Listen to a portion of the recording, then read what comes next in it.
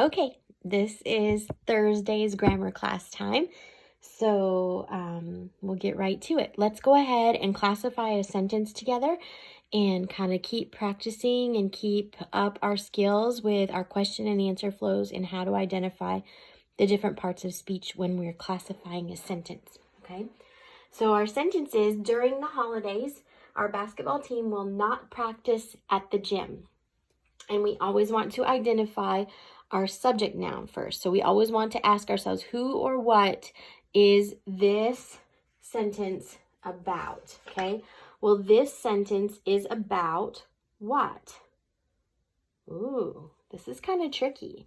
Okay, so start getting out of the habit of thinking your subject, noun, or pronoun are going to be right away in the sentence. Okay, because if we're looking carefully, we recognize that during the holidays is not part of our subject, okay?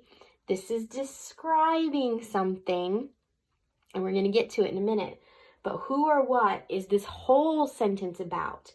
Well, it's about our team, okay? Our team is the people, okay, or the thing that this whole sentence is about, all right? So now that we know the whole sentence is about our team, what is it saying about the team? The team is doing what? Okay, or the action is practice. Okay, so our verb is practice. Okay, so let's look now and see, is there anything helping that verb along? Is there any additional information that might be part of the verb phrase? Well, if I think about my verb songs, my helping verb songs, helping verbs, there are 23. Am, is, are, was, and were, being, been, and be, has, have, had, do, does, did, shall, should, will, and would, will. Okay, I've identified now a helping verb. So my verb phrase is will practice. Okay, this is my verb phrase. Okay, and here's that little stinker again. Okay, now remember in our last lesson, we talked about the word not. And specifically, we can ask a question, but if we just scan our sentences and we ever identify the word not, what do we remember that we're going to label it? An adverb. Okay, it is modifying our verb, and it's technically answering the question, how will they practice? They'll not practice. Okay, so it is an adverb answering the adverb question, how. But if you just remember to scan your sentence, identify the word not, it's an adverb. Okay, all right, let's keep going. Let's do at the gym, because I think most of you are going to know this pretty well. What would we identify the word at as? Well, it's one of those directional words. If we think of our mouse and our box, the mouse ran at the box, so it's a preposition. At what? At the gym. So our object of our preposition is going to be the gym, and the word the is always an article adjective. Okay, let's go through and check out during the holidays. What would these words be classified as? Well, during is one of those kind of stinker prepositions. Okay, the mouse ran during the box doesn't make a lot of sense, but during is normally a preposition. Okay, so get that in your brain, that during, it does kind of show direction. It's more of a time direction, but during is going to be a preposition. So during what? During holidays. There's our object, and there's another article adjective. Okay, so we have two words left. We have our and we have basketball. All right, so what are we going to do here? Well, team is our subject noun. What kind of team? Basketball team. I just asked an adjective question to tell me that basketball is modifying my subject noun, so it's an adjective. Whose team? Ooh, there's that word whose. So that means we've got a possessive pronoun. Is it going to be a possessive pronoun adjective?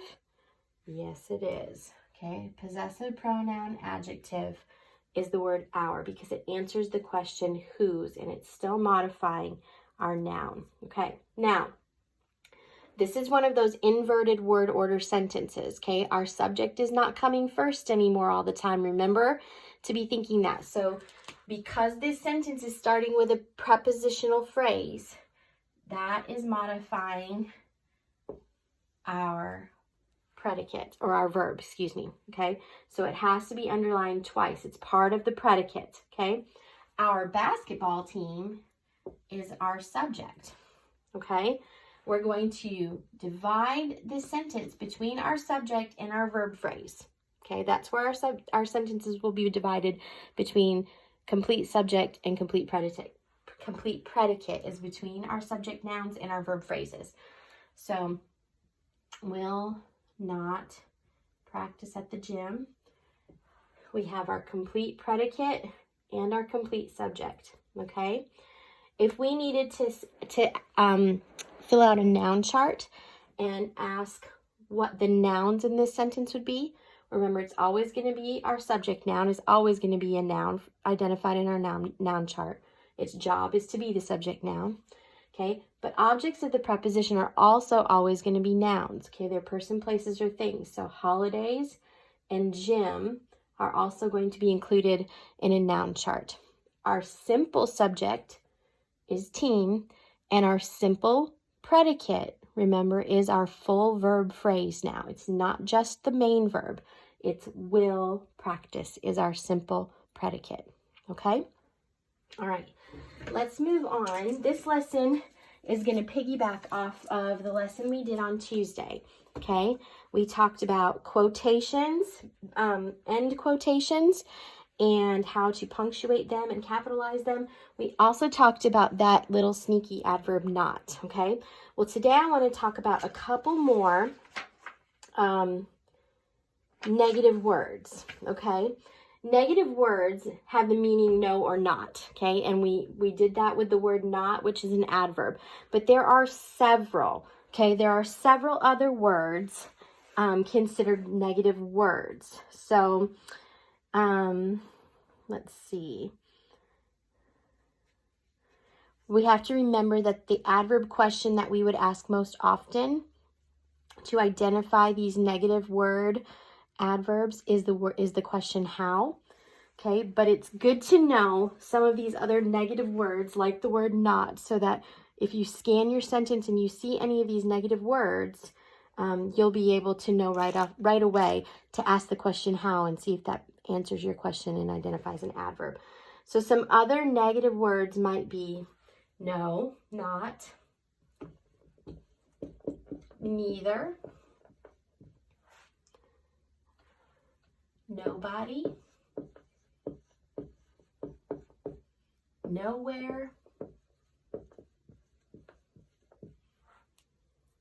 none, no one,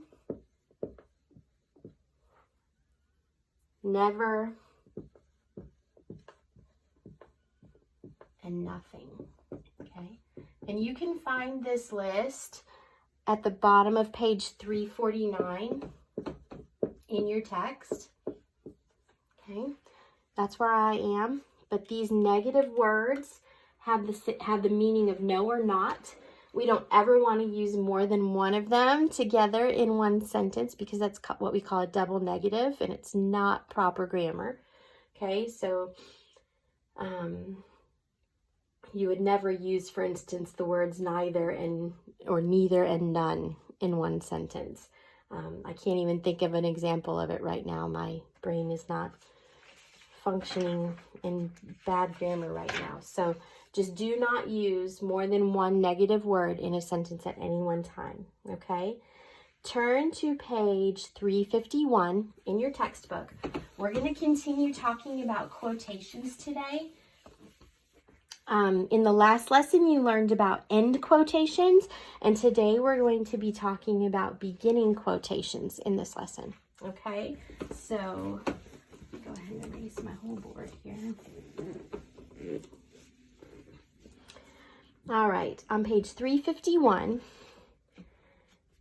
you see under reference 30, the definition of a beginning quote, and it just says, in a beginning quotation, the quote is at the beginning of the sentence, and the explanatory words are now at the end of the sentence.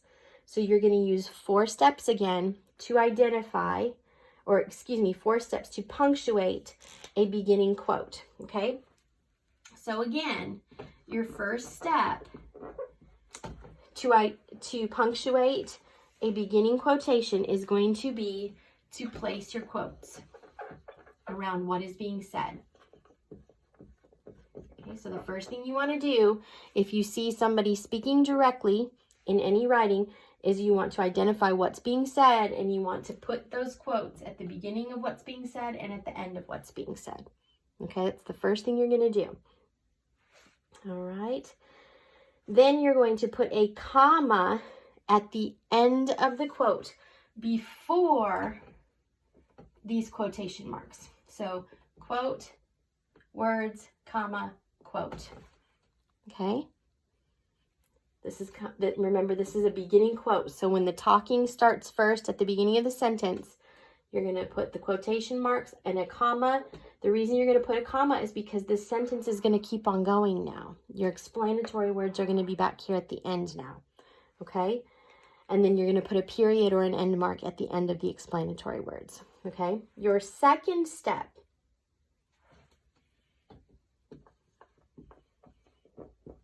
is going to be to capitalize the beginning of the quote,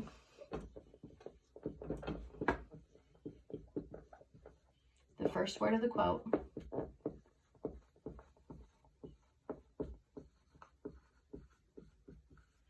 okay, and any proper nouns or the pronoun I.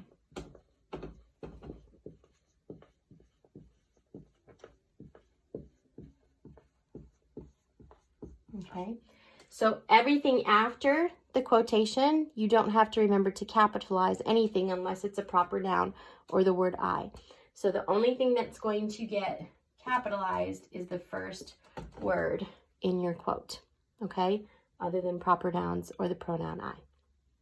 Your third step, your third thing to remember is that you're going to punctuate the rest of the sentence now by checking for apostrophes, periods, or commas that may be needed within the sentence. So I'm going to put apostrophes, periods, or commas.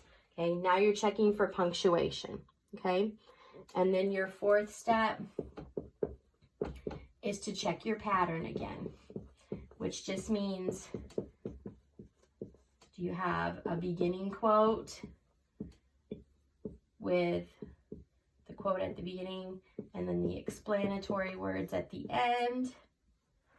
Or if it's an end quote, you've got your explanatory words at the beginning, comma, quote, end quote. Okay, so you're going to put a B. If it's a beginning quote, you're going to put an E if it's an end quote. Okay? All right, let's do one of these together a minute, and you can see the example at, it's all over page 351, but let's just look over it really quickly together. Okay, I'm not even going to write it on my board, because if you have your book open to page 351, you can see it right here. I'm looking at the very bottom of page 351. The children and I are visiting Mr. Dave today, my dad said. Okay, this is the same sentence that we used in lesson 3 with the end quote, but now the direct speaking is coming at the very beginning of the sentence. So the children and I are visiting Mr. Dave today. Okay, the children and I is what's being said. So there's the quotation mark at the very beginning. The children and I are visiting Mr. Dave today. Here's our comma, okay, our end quote mark, and then the explanatory words come at the end, okay? So we have to have a capital letter here to begin our quote. And then the only other capital letters we have to worry about are the pronoun I or any proper nouns like Mr. Dave. And then we have to have an end mark following our explanatory words, okay? Because this is a beginning quote sentence, okay? That's checking our pattern. the quotations, the direct speaking comes now at the beginning of the sentence. We have to have some explanatory words at the end of the sentence. Okay? All right. You are going to use the references 129 from Tuesday's lesson and reference 130 that we're just going over now today to do the guided practice questions that are in Google Classroom for you that you can print. And there's 6 of them, but 3 of them repeat from Tuesday, so pay attention, okay? But you are going to identify the explanatory words in each sentence. You're going to underline them. Then you're going to capitalize and punctuate the quotations. You're going to identify each quotation as a B for beginning quote or an E for an ending quote, okay? So if you have any questions about anything related to this grammar lesson, please have your parents reach out to me. I'm happy to help. I can set up a quick Google Meet or do something like that, FaceTime, if you need any help, okay? And I will see you guys soon, hopefully.